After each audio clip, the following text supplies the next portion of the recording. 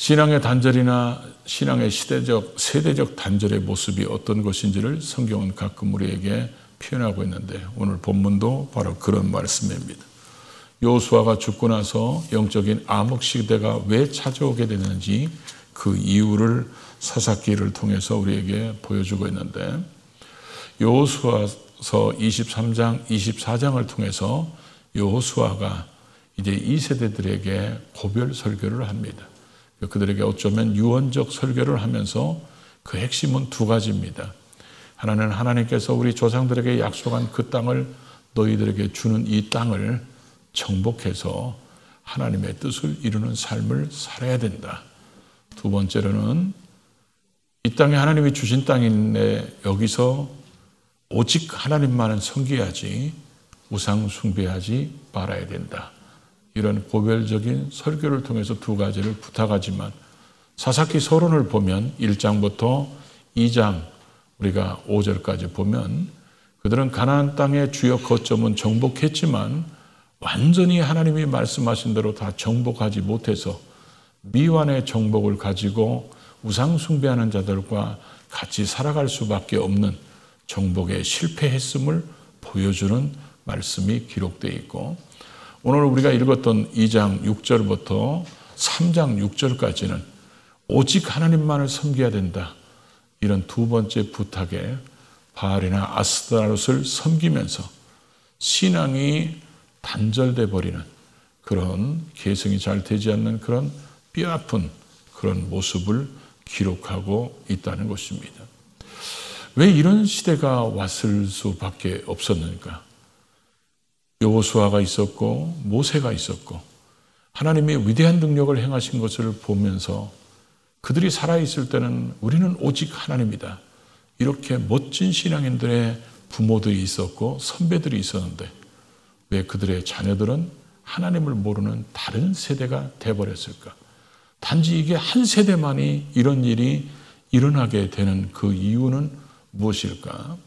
오늘 본문을 중심으로 해서 우리가 살펴보면서 혹시 우리 가정 속에 이런 모습이 있다면 우리가 회개하고 돌이켜야 되고 또 우리가 더 열심을 내서 우리의 신앙이 부모 자식 간의 신앙이 다른 신앙으로 바뀌어버리는 단절되는 이런 아픔을 보지 않도록 우리의 신앙은 주님께서 우리를 향해서 천대까지 복 주시기를 원하는 그 하나님의 마음이 우리의 자자손손 속에 이루어지므로 주님 오실 때까지 아름다운 신앙이 계승되는 저와 여러분의 가정이 될 수 있기를 주의 이름으로 축복합니다. 먼저 우리는 이 말씀을 보면서 우리가 먼저 생각해 볼 수 있는 것이 하나님을 아는 세대는 신앙의 계승에 자만하지 않아야 우리가 신앙의 단절의 아픔을 막을 수 있다는 것입니다. 오늘 우리가 7절을 같이 읽어볼까요? 백성이 여호수아가 사는 날 동안과 여호수아 뒤에 생존한 장로들 곧 여호와께서 이스라엘을 위하여 행하신 모든 큰 일을 본 자들이 사는 날 동안에 여호와를 섬겼더라. 이 7절에 보면 모든이란 단어가 우리 성경에는 한 번 나오는데 히브리어 성경에는 3번씩 등장하고 있습니다. 그 말의 의미는 여호수아가 사는 모든 날 동안에 그리고 여호와께서 그 일을 행하는 모든 것들을 본 사람들 그 장로들이 사는 모든 날 동안에 그들은 하나님을 떠나지 않고 하나님을 섬겼다. 이렇게 말씀하고 있습니다. 어쩌면 단 한순간도 여호와를 떠나지 않고 살았다는 것을 강조하기 위해서 모든이란 말을 3번씩 반복해서 강조하는 것 같아요. 이 모든 역사를 본 사람들은 그들이 죽을 때까지 하나님을 버릴 수도 없고 하나님을 떠날 수도 없는 그런 하나님의 은혜가 뭔지를 아는 사람이었다는 것입니다. 이걸 바꿔 표현하면 출애굽하는 10가지 재앙을 통해서 우리가 나올 때 우리 힘으로 나왔냐? 그게 하나님의 은혜지. 광야 40년 세월 우리 힘으로 헤쳐나왔냐? 하나님의 은혜지. 가나안 정복전쟁 우리가 뛰어나서 이겼냐? 하나님의 은혜로 이겼지. 이게 다 우리가 가나안 정복전쟁에 이기고 가나안 땅에 정착하게 된 것은 하나님의 은혜였기에 우리가 있는 것이고 하나님의 도우심이 있었기에 우리는 승리했다. 이걸 아는 사람들은 그렇게 고백하면서 하나님을 섬겼다는 것입니다. 그래서 그들은 출애굽 1세대들은 어떻게 보면 노예 사상이 쩔어 있는 사람이고 어쩌면 그들은 애굽의 우상문화가 쩔어 있는 사람들이기 때문에 그들은 픽하면 원망 불평하고 하나님에 대해서 온전히 신뢰하는 믿음의 사람들이 되지 못합니다. 수없이 많은 기적들을 보지만 여전히 하나님에 대한 불신 때문에 1세대들은 광야에서 다 죽는데 거기서 1세대라고 얘기하는 것은 20세 이상의 사람들입니다. 그럼 20세 이하의 사람들 중에서 출애굽의 과정, 이걸 본 사람도 있고 광야 40년은 2세대들이 살아가는 겁니다. 2세대들이 1세대들은 죽어가면서 2세대들은 그 광야 속에서 하나님이 은혜 베푸시는 것을 보고 그러고 나서 이들이 가나안 땅에 정복 전쟁을 할 때 뭐 요단강을 건너가거나 여리고성이 무너지거나 그런 것들도 하나님의 능력으로 하나님의 도우심으로 우리가 정복하는 것을 다 보았던 이 2세대들은 그들은 어쩌면 1세대와 2세대 이제 가나안 땅에 정착하면서 태어나는 3세대와 요 가운데 낀 2세대가 어쩌면 가장 은혜의 시대라고 얘기할 수 있을 겁니다. 1세대와 3세대 요 사이에 낀 2세대는 끝까지 죽을 때까지 하나님을 잘 섬겼는데 그들의 다음 세대들은 하나님을 모르는 사람이 되고 말았다는 것입니다. 우리는 그 여호수아 시대를 한마디로 얘기하면 이런 시대잖아요. 자기 소견에 옳은 대로 사는 시대. 영적인 지도자가 없이 자기 생각에 옳으면 그게 옳은 것이라고 생각하는 하나님이 옳은 게 아니라 자기가 옳다고 생각하면서 살았던 그런 시대 속에서 그런 위대한 지도자도 없죠. 그런 시대 속에서 그들의 자손들은 어쩌면 이들이 신앙의 계승에 아니라고 자만했는지를 모르겠어요. 예를 들어서 우리 표현대로 바꾸면 이럴 수 있겠죠. 야, 우리를 지도하는 지도자가 누구냐? 모세야, 여호수아야. 그들은 기도하면 하나님이 어떤 일을 행하시냐? 그러죠? 태양도 멈추고 홍해도 갈라지게 하고 그러잖아요. 이런 능력 있는 지도자들이 있었고 우리에게 하나님의 살아계심을 경험하게 하는 위대한 역사가 한두 번이냐? 얼마나 많이 봤어요. 그러니까 이들의 고백은 이렇게 얘기할 겁니다. 우리는 하나님께서 이끌어내셨어. 우리는 구원받았어. 하나님의 은혜를 경험했어. 하나님의 성령을 경험했어. 우리는 하나님의 능력을 체험했어. 이런 사람들이 바로 낀 세대, 2세대 사람들의 모습이었다는 것입니다. 그런 사람들이 자기 자녀들에게는 어떤 생각을 가졌을까요? 아마 그들은 어쩌면 우리가 이런 하나님의 은혜를 경험하고 사니까 우리의 자손들도 당연하게 그렇게 살 것이라고 착각했을 겁니다.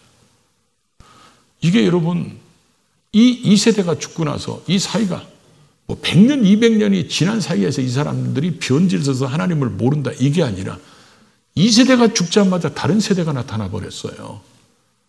그러니까 이 세대가 한 세대 차이에 이렇게 영적인 판도가 이렇게 바뀌어 버렸다는 것입니다. 자, 이런 모습이 어떤 모습이라고 우리에게 보여주고 있냐면요. 만약에 저와 여러분이 나 예수 그리스도를 믿었어요. 나는 예수를 믿고 구원받았어. 인격적으로 그분을 만났어. 나는 하나님이 어떤 분인지를 내가 경험하고 체험했어. 그리고 나는 성령을 받았어. 이랬다면 그런 가정에 태어난 우리의 자식들은 자동으로 구원받습니까? 그건 아니잖아요. 엄마 아버지가 신앙생활 잘한다 해서 자식들이 그냥 자동으로 구원받는 게 아니잖아요. 그들이 하나님을 알 수 있고 예수를 빨리 믿을 수 있고 어쩌면 신앙적인 환경 속에서 하나님을 만날 기회가 다른 사람보다 훨씬 많을 수는 있어도 엄마가 내가 기도했더니 하나님이 내게 응답하셔서 나 예수 믿었더니 예수님이 내 죄를 모두 사해서 내가 구원받았어. 나 기도하다가 성령 받았어. 그럼 우리의 자녀들 입에서도 아버지가 기도하는 것처럼 나도 기도했더니 하나님이 응답해 주셨어요. 어머니가 성령 받은 것처럼 나도 기도하다가 성령 받았어요. 이렇게 이런 고백들이 나오는 신앙이 전수가 되어야 되는데 우리가 당연히 부모들이 생각할 때는 내가 하나님 섬기는데 저것들이 우상 섬기겠냐? 내가 교회 나가는데 저것들이 저리 가겠냐? 이런 안일한 생각이 다음 세대와 신앙에 단절을 가져올 수 있다는 것입니다. 우리가 생각할 때는 당연하게 그렇게 이어받아서 당연하게 하나님 잘 섬기고 이렇게 생각하는 안일함이 결국 우리에게 무서운 영적인 함정이 될 수 있다는 것을 우리에게 보여주고 있다는 거죠. 또 하나는 저는 6절을 보면서 이런 생각이 들었어요. 6절을 같이 읽어볼까요? 전에 여호수아가 백성을 보내매 이스라엘 자손이 각기 그들의 기업으로 가서 땅을 차지하였고, 그러니까 정복전쟁을 했다는 것입니다. 그런데 이들이 정복전쟁을 하면서 대부분의 땅을 요충지는 다 점령합니다. 그리고 각 분파로 돌아가서 지파로 돌아가서 못 쫓아낸 유다 지파 같은 경우는 쫓아내고 못 쫓아낸 지파들도 있고, 그러다 보니까 미완성의 정복을 가지고 이 우상 숭배하는 자들과 같이 기거하면서 살게 됩니다. 그런데 아무리 우상 숭배자들하고 같이 살아도 이 2세대들은 하나님이 어떤 분인가를 기본적으로 체험적으로 너무 잘 아는 사람들이에요. 그러다 보니까 이 사람들은 지금 자기들이 지금 가나안 땅에 정복하고 이 땅에 정착하면서 살 때, 여러분 가만히 우리가 그들 입장에서 한번 생각해 보십시오. 만약에 이들이 20세 이하의 사람들이 가나안 정복 전쟁을 해서 여기 지금 정착하고 산다면 홍해를 건너는 것도 다 봤어요. 그렇죠? 그리고 이 사람들은 광야의 그 하나님의 도우심도 봤어. 가나안 정복 전쟁에서 승리하는 걸 봤어. 이제는 정복에서 지파별로 땅을 나누고 가문별로 땅을 나누고 가족별로 땅을 나눴어요. 이제는 그동안은 출애굽한 과정부터 지금까지 다 텐트 속에서 살았어요. 이제는 안정된 집이 생겼어. 이제는 자기들이 이동할 필요가 없어요. 이제 안정된 밭이 생겼어. 이제 안정되게 짐승을 키울 수 있어. 나무들을 이제 잘 가꿔서 과일도 먹을 수 있어. 자기들이 지금 출애굽 시대나 광야 시대나 가나안 정복 전쟁에 맛보지 못하는 그런 시대를 지금 살아가고 있어요.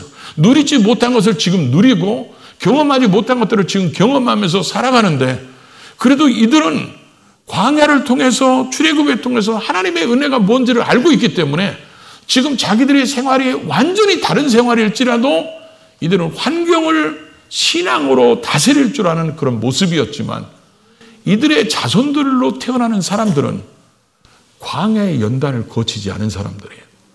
그러다 보니까 이들은 우상문화하고 같이 사는, 그러다 보니까 여러분 생각해 보십시오. 지금 2세대들은 하나님이 어떤 분인가를 다 경험한 사람들이잖아요. 그런데 3세대들은 하나님에 대해서 말로만 들었지, 귀로만 들었지, 이론으로만 들었지, 한 귀로 듣고 한 귀로 흘리는 신앙이었지, 하나님이 어떤 분인가를 자기들 눈으로 본 적이 없어요. 만난 체험적인 게 없습니다. 그런데 이들은 삶 속에서 지금 우상 문화를 가진 이방인들과 같이 살다 보니까 이방인들은 우상을 들고 다녀 손으로. 우상이 눈에 보여. 우리는 하나님이 안 보이는데. 그럼 여러분, 이들이 어떤 영향을 더 많이 받겠습니까? 이들은 당연히 우상 문화를 더 많이 보게 되고 듣게 되고 받아들이게 돼요. 왜냐하면 자기의 삶과는 전혀 다른 삶을 살아가는 그들의 영향력을 그들이 보고 듣고 영향을 받을 수밖에 없는 삶이 되게 됐다는 거죠. 마치 여러분, 우리가 보면 이 3세대들은 다윗 왕이 수없이 많은 정복 전쟁을 해서 이스라엘이라는 나라를 불강하게 만들었을 때 전혀 훈련되지 않은 솔로몬이 그걸 그대로 이어받아서, 솔로몬이 하나님을 끝까지 잘 섬긴 게 아니라 나중에는 어떻게 되죠? 변질돼 가지고 우상 숭배자가 되고 이스라엘 나라를 두 개로 쪼개지게 하는 장본인이 되고 두 나라가 다 멸망하는 우상 숭배를 갖다가 뿌리부터 심어놓은 사람이 솔로몬입니다. 훈련되지 않은 솔로몬은 그 환경이 그를 오히려 망하게 만드는데, 지금 3세대 사람들이 바로 그런 환경 속에서 살아가고 있다는 모습을 지금 우리가 이 본문에서 볼 수 있다는 거죠. 그러다 보니까 여러분, 그들이 이제 텐트에서 있을 때는 집 정리할 게 뭐가 있겠습니까? 그러죠? 그러나 이제 자기 집에 생겼어. 그러면 집을 가꿔야 되고 텃밭을 가꿔야 되고 짐승들을 돌봐야 되고, 이게 정복전쟁을 하거나 광야에서는 그런 여유가 없었어요. 전혀 다른 환경에서 살아가지만 아무리 그럴지라도 이들은 하나님이 누군가를 알기 때문에 변질되지 않지만, 그의 자손들은 그걸 모르기 때문에 이들은 세속적인 문화와 우상적인 문화 속에서 자라서 이 사람들은 전혀 다른 세대가 돼버려 가고 있었다는 거죠. 자, 우리로 돌려서 얘기해 볼까요? 얼마 전에만 해도 우리는 알파고 얘기 많이 들었죠. 알파고 얘기. 야, 이 사람이, 그러니까 우리가 바둑을 둬서 한 번 이겼잖아요. 이제 다시는 그런 일은 역사적으로 일어나지 않을 거라고 그러잖아요. 사람들이. 왜냐하면 계속 이 알파고가 발전하니까 사람이 따라갈 수 없어요. 그러다 조금 있으니까 이제 가상현실 세계를 만들어놓은 메타버스가 나옵니다. 그러다가 이제 사람들이 AI 기능이 발전한 챗봇이 나오고 이제는 챗봇 GPT가 나옵니다. 그러다 보니까 요즘에 목회자들 또 고민이 뭐냐면 챗봇 GPT가 설교를 얼마나 잘 만들었는지요. 오늘 만약에 제가 챗 GPT한테 야, 오늘 내가 다음 세대의 신앙을 잘 가르쳐야 될 여부에 대해서 설교 하나 만들어줘라. 그러면 완벽한 설교를 만들어냅니다. 지금 우리는 따라갈 수 없는 변화적인 환경이 너무 급속하게 바뀌고 있는데 그래도 하나님을 경험한 사람들은 아무리 그렇게 바뀌더라도 우리는 여전히 하나님을 섬긴다는 거예요. 그러나 이런 급박하게 바뀌는 이런 환경 속에 자라나는 우리의 다음 세대들은 부모님들이 먹고 사는 신앙의 부모님들도 먹고 사는 게 바빠가지고 열심으로 하나님 섬기지만 먹고 사는 일에 열심히 하고 우리의 자녀들이 다른 사람들보다 뒤떨어지지 않도록 이 시대의 환경에 잘 적응하도록 막 배우는데 막 몰아내서 열심히 공부하라고 그러면서 정말 중요한 걸 놓치는 게 있어요. 그게 뭐냐면 영적인 우선순위 가르치는 걸 놓치고 있다는 겁니다. 그러다 보니까 이 아이들이 정말 하나님을 섬기고 하나님 섬기는 것이 인생의 가치관으로 삼고 살아가도록 이렇게 교육이 돼야 되는데 부모님들과 자식들이 대화도 없을 뿐만 아니라 그런 가정에 무슨 영적인 대화가 있겠습니까? 그러니까 지금 우리의 가정들마다 이 신앙의 단절 현상이 지금 일어나는 게 기독교적인 가정에서도 이게 심각하게 지금 일어나고 있어서 만약에 저와 여러분이 이 땅을 떠났을 때 여기 말씀대로 다 우리가 돌아갔을 때 그때 과연 우리의 자녀들이 우리를 이어서 하나님을 잘 섬기는 사람이라고 그런 신앙이 됐을 거라고 누가 장담할 수 있겠습니까? 여러분 자녀들을 그렇게 신앙생활 잘 섬길 거라고 여러분 자신하십니까? 우리의 자자손손들은 반드시 그렇게 살 것이라고 우리가 확신할 수 있을까요? 너무 환경이 빨리 바뀌다 보니까 이제는 하나님이 없어도 인간의 지능으로 살아갈 수 있는 그런 시대, 인간이 개발해놓은 걸 가지고 인간이 얼마든지 편리를 추구하면서 인간의 심지어 수명까지 늘리면서 우리는 사는 시대가 온다. 이런 시대 속에 살 때 과연 우리의 자녀들은 우리가 섬기는 하나님처럼 그렇게 섬길 것인가? 이게 우리의 고민이라는 것입니다. 그러고 나서 10절을 한번 읽어볼까요? 그 세대의 사람도 다 그 조상들에게 돌아갔고 그 후에 일어난 다른 세대는 여호와를 알지 못하며 여호와께서 이스라엘을 위하여 행하신 일도 알지 못하였다. 어쩌면 성경에서 아담과 하와가 선악과를 따먹는 그 장면의 기절도 가장 서글프지만 어쩌면 이 기절도 가장 서글픈 기절 중에 하나일 겁니다. 이 세대가 다 죽고 나서 그들이 하나님께 돌아간 후에 다른 세대, 다음 세대, 신앙을 계승하는 다음 세대가 아니라 다른 세대가 되어버렸다. 이 다른 세대의 특징을 두 가지로 얘기하고 있죠. 하나님을 알지 못한다는 거예요. 그리고 하나님이 행하신 일을 알지 못한다는 겁니다. 이 알지 못한다 할 때 이 안다라는 말이 자주 듣는 말이죠. 이게 구약 성경에 많이 등장하는 야다라는 단어예요. 이 야다라는 단어의 본래 쓰여진 단어의 의미가 뭐냐면 남녀의 성관계를 할 때 의미하는 그런 단어입니다. 그거는 남자 여자가 성적인 관계를 통해서 남자가 여자를 알아가고 여자가 남자를 알아가는 이런 체험적이고 경험적인 걸 얘기할 때 야다라는 단어를 쓰는 거예요.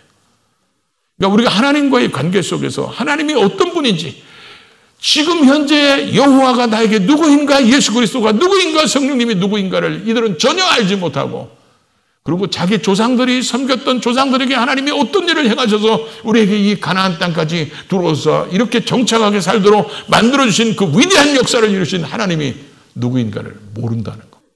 그러면서 부모님들이 얘기했겠죠. 신앙에 대해서. 그랬을 때 이 아이들은 너무 밝은 환경 속에서 살으면서 이렇게 얘기했겠죠. 그거는 꼰대 신앙입니다. 그거는 나 때의 신앙이지 우리 때의 신앙은 그게 아닙니다. 그러면서 부모님들이 그렇게 얘기했던 걸 한 귀로 듣고 한 귀로 흘러버리는 그런 삶을 이들은 살았을 겁니다. 이 다른이란 말이 얼마나 다른 건지 우리가 보면 이게 헬라어에도 보면 알로스, 헤테로스 이렇게 단어도 써 있고 영어로도 보면 이게 어너더와 디프런트라고 우리가 보통 얘기하죠. 어너더의 말이 이미 이 다른이란 말이 내가 사과를 하나 맛있게 먹었어요. 그랬더니 야 사과 하나 더 줘. 이거는 같은 종류의 사과잖아요. 그러니까 다르더라도 이건 이어지는 거잖아. 근데 지금 이들이 다른 세대라는 게 뭐냐면 사과를 먹었는데 너무 맛있어. 야 배도 한번 먹어보자. 딴 종류가 돼버렸어요.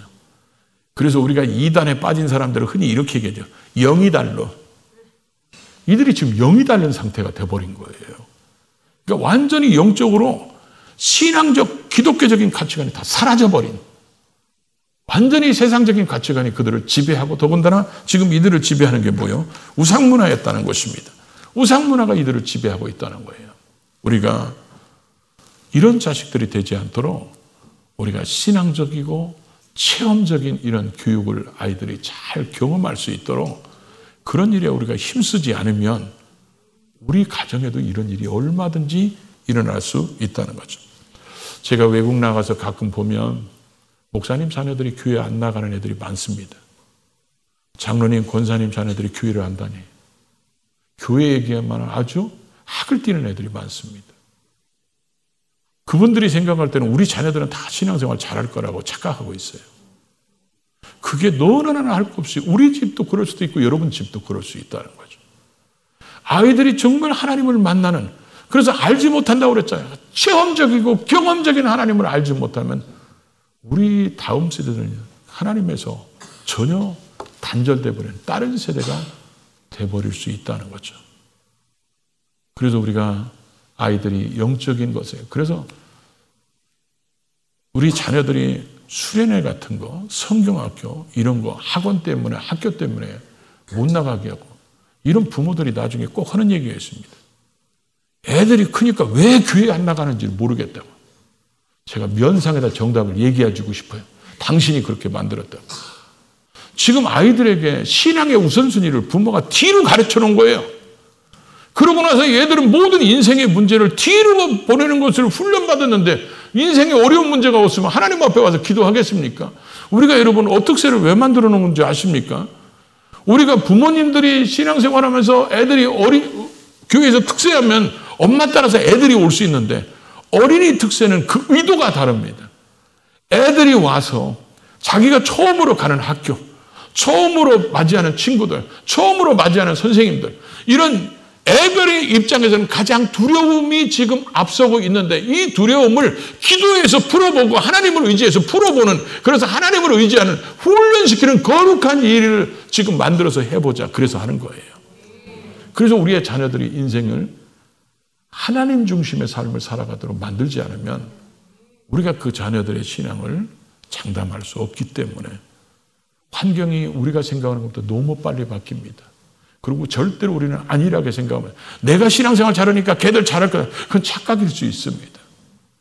그러니까 우리는 철저하게 신앙적으로 잘 교육해서 신앙의 명문가를 만들어가는 저와 여러분의 가정들이 될 수 있기를 주의 이름으로 축복합니다.